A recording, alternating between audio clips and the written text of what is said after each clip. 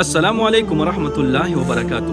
ملګرو په دې ویډیو کې درته د بسم الله الرحمن الرحیم یو آسان ختم درخېما چې کوم انسان صرف ورځې د بسم الله الرحمن الرحیم دا ختم وکي کنه ورپسې د خپل یو جایز مقصد لپاره جایز حاجت لپاره دعا وغواړي ان شاء الله دغه حاجت به د الله رب العزت په فضل او کرم سره ضرور پوره کیږي.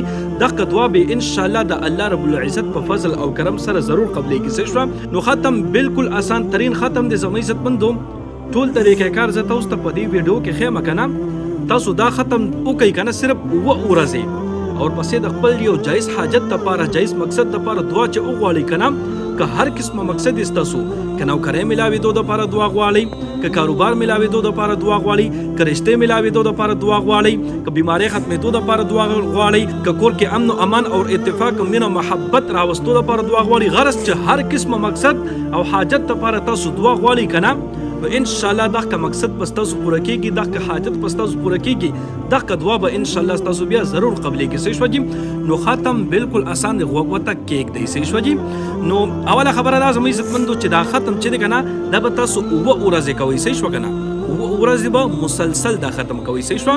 اوس دا به سو پیری دا وای نو د بسم الله الرحمن الرحیم کې چې څونه حروف دي کنه د دغه د حروف د تعداد برابر به تاسو دا بسم الله الرحمن الرحیم هر ورځ وای صرف ورځې. صحیح شو کنه. نو اوس دې کې څونه حروف دي په دې کې دي 786 حروف وسوا او شپږ اتیا حروف دي په دې بسم الله الرحمن الرحیم کې.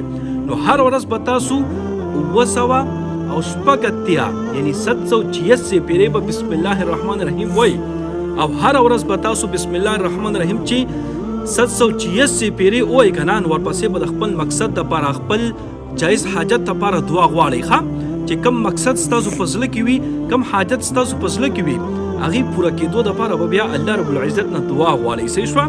نو چې تاسو ورځې مسلسل دا عمل وکئ که نه انشاءالله د الله رب العزت په فضل او کرم سره به ستاسو دغه دعا ضرور قبلېږي ستاسو دغه مقصد به ضرور پوره کېږي. ښه اوس دا بسم الله الرحمن الرحیم دا به څه ټایم کې تاسو وایئ ځکه چې بیا ډېر زیات خلک کمنټونه کوي او تپوسونه کوي چې دا به مونږه کم ټایم کې دا ختم کوو. نو وخت معلوم نه دی چې کم ټایم تاسو ته ملاویږي چې کم ټایم تاسو ته اساني که سحر وي ماسپښین وي مازدیګر وي ماښام وي ماسخوتن او که تهجد وکړي هغه ستاسو خوښه او ستاسو مرضي ده ښه خو ورځې مسلسل دا ختم وکړئ 786 پیرې بس بسم الله الرحمن الرحیم وایي او ورپسې د خپل مقصد پوره کېدو دپاره دعا غواړئ انشاءالله د الله رب العزت په فضل او کرم سره به ستاسو دغه دعا ضرور قبلېږي. صحیح شوه. امید دی چې انشاءالله تاسو په دې باندې پوه شوي یې که بیا هم پکې څه خبرې څه تپوس وي کمنټ کولی شئ انشاءالله زه به کوشش وکړم چې تاسو ته جواب درکړم تاسو به پوه کړم خو دا ختم ضرور شروع کړئ او نور مسلمانانو سره د ثواب په نیت باندې دا ویډیو ډېره شیر کړئ چې هغوی هم دا شروع کړي او تاسو ته دعاګانې کوي. الله رب العزت خوشحاله باد ساته دعاګانې کوئ دعاګانې به کوو.